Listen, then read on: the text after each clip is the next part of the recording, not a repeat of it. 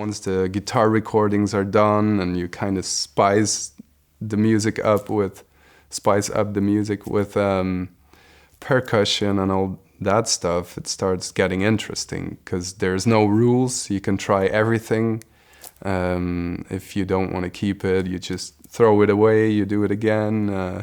So that was good fun. The idea was to, because since we were all doing strings, brass, violins, all kind of silly guitar-like instruments, we needed real percussion as well. If you want to have a big epic sound, it needs big epic percussion.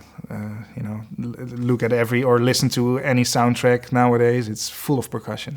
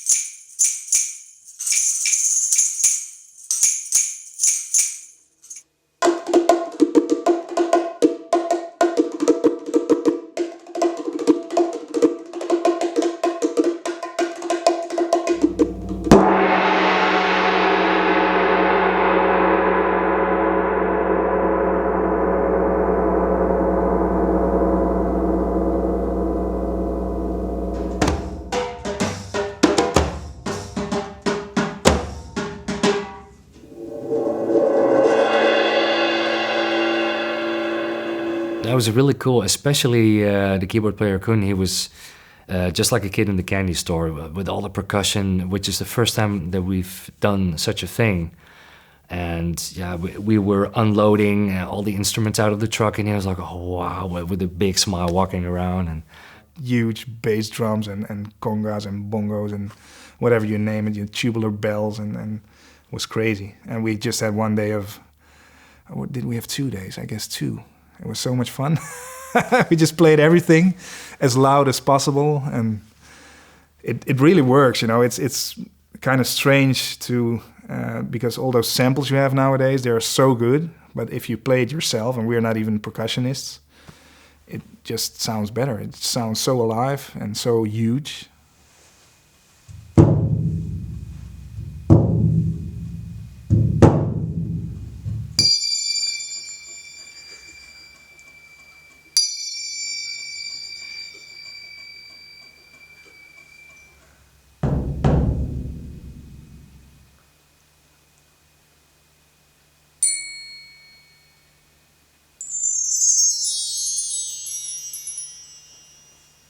When I have to record pianos, it's scheduled, and then I go over the songs and see where piano is programmed or where I think that piano should be. And then I have to filter out the parts and make them mine, or make me be able to play those. And then I just record it.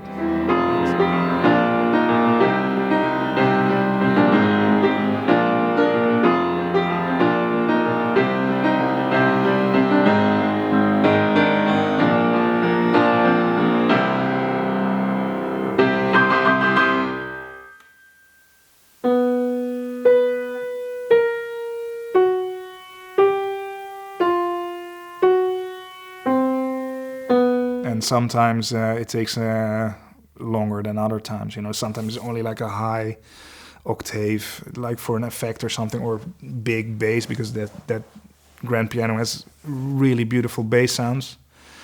So we use it a lot this time, a lot of effects, but also in like the ballady stuff and like the.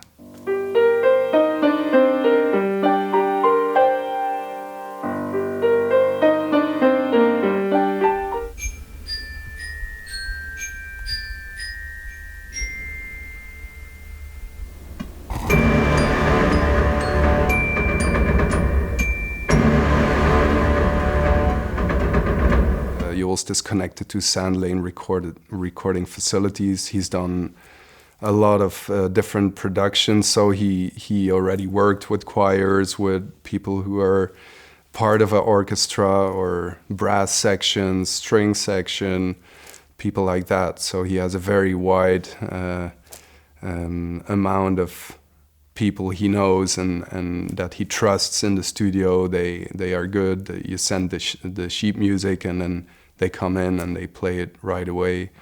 Normally what I play live are all the orchestrations, you know, all the strings and all the brass and stuff, but now we recorded that all live, so I don't have to play anything basically. You just have to focus on the parts and make sure that they play what you want them to play.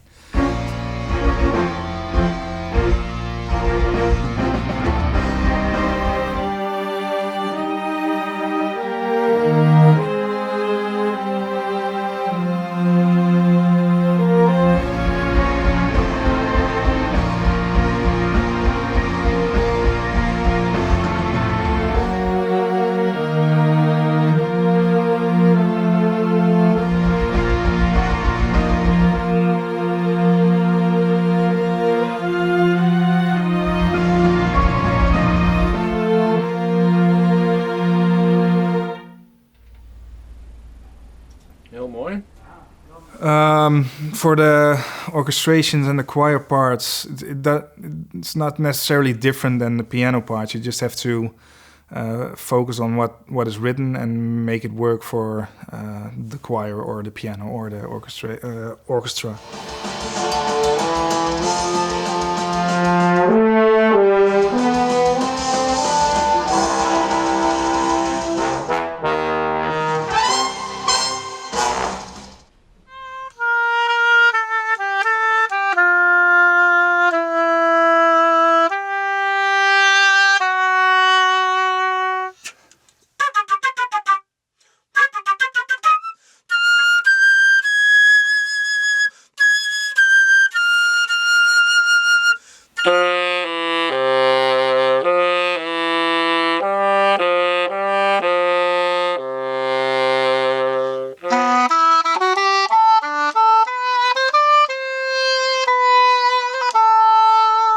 But the choirs, I'm doing that from the first album, so it naturally became my thingy, and it's good that you gain more experience every time, so it goes faster and smoother. And also with Joost, he's more into guarding that process, so I get a lot more feedback than at previous albums, so I have to be more on top of my game.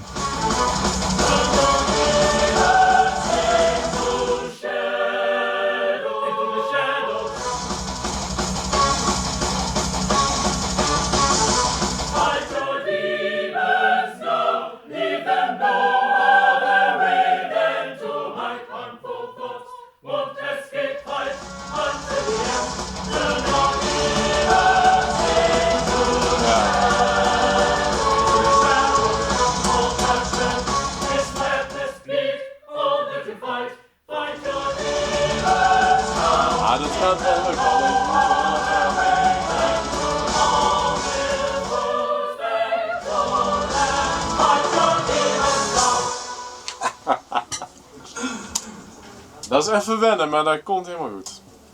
Feels like a warm blanket to have the choir have my back, and it's such a big element in the EPICA music. And we have always recorded with choirs from the Phantom Agony until now, and the choirs became bigger every time. We have done live shows with an even bigger choir, and for me, the live shows, that's where I'm actually also there. During the choir recordings, I haven't been present, but to have the choir sing with you, it's a majestic feeling. I love it. I've sung in a choir myself many years ago, before I became a member of EPICA. And I actually had a show with my choir and the very first show with EPICA, back then Sahara Dust. And I had to leave during the break after the first set of my choir to make it in time for soundcheck at the 013 in Tilburg, where we supported Anathema. So it's very important to not make the first words too short. So it's really like divide and conquer. It's a little bit longer than it's notated. Divide and conquer. show no mercy, defile the honor, sow discord amongst them all. That's it. Okay, well, let's do like 30 of those. Yeah. We'll be. To prepare for my vocal parts, it's an easy job. I just have to warm up the day before recording, and then it sounds good the day after. But it is even better when we come straight from a tour, because then my voice is in perfect shape. The longer a tour is, the voice always gets better and better. So I asked to Joost, can we record straight after our Australian tour, Australia, Asia? And he said, yes, it's possible, and because he's very flexible, fortunately, and also because I was expecting to have a huge jet lag, I said, can we work on that? If I feel very tired in the morning, for example, can we record in the afternoon? No problem whatsoever. Cube the sphere.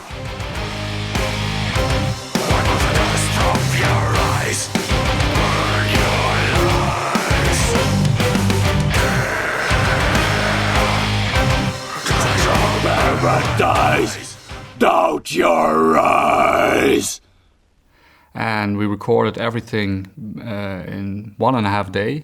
And then we sent everything to the guys so they could listen one more time. They came with some suggestions. And also our vocal coach listens very carefully. She's also really picky in a good way, because it has to sound. I'm not a native English speaker, so I make sometimes some mistakes in the pronunciation. Free from the past. Your future is comfortable. Now embrace the holographic principle. How I prepare for the actual recordings is that we rewrite vocal lines together with Sasha and Joost and Mark. We did this at my place in the south of Germany, and we record the new vocal lines with bullshit lyrics. Like sometimes we have already an idea, like Mark, he had a bigger or a better view of what he was going to write about. He already made some setups, even though there were no vocal lines. So we tried to adjust his lyrics to the new vocal lines. And with mine, it was basically just whichever word comes up. So we recorded that. After that, me and Mark finished the lyrics to the new melodies. And then I met up with Joost again, and I sang 17 songs in 1.5 days in my living room. And those were the songs that I practiced before I went into the studio. And I got the songs as instrumental to sing along to, and also with the demo vocals. So I was very well prepared when I went to the studio, and we changed very little things compared to the demo tracks. Playing a million pictures in my mind that travel at the speed of light, and living in a world turned inside out, gliding through a sea that is profound.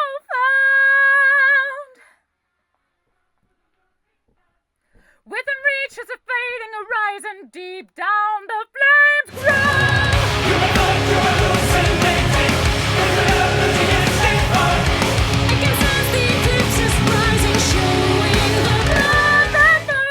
Let's see how far we can take this. Everything is going well for EPICA, and we are very conscious about the fact that this is a special thing that we're doing.